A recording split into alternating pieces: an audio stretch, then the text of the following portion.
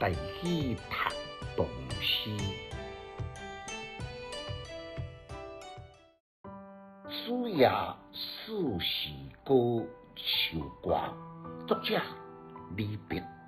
诗篇：长安一片月，万户度余生。秋风吹不尽，壮士玉关情。忽日平湖路，良人把冤情。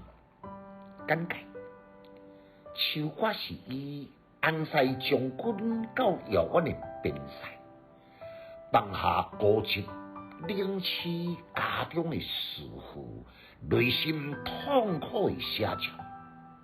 在长安城，秋天的月娘特别的清辉，家家户户拢传来披起披落迄个对衫的急促声，正是每一个思妇不眠不休来赶这寒衣，来送往边塞，和良人来御寒。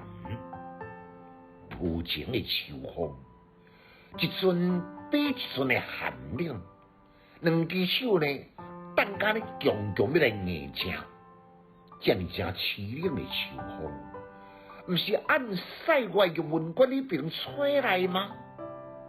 在遥远边塞良人，是不是经受得起这种寒心刺骨的霜风呢？手拿木锤来对衫，心外内却是想到塞外良人。严过无情的秋风，一阵比一阵的强烈，正像像似挂念长情的良人，心潮起伏，毫无休止共情。渐渐啊，渐渐，都会等个时阵，才会当平定香炉，终结战争，使良人平平安安来倒转来，红幕破镜来团亲呢。这首的秋歌是当时非常轰动的民歌。为什么轰动呢？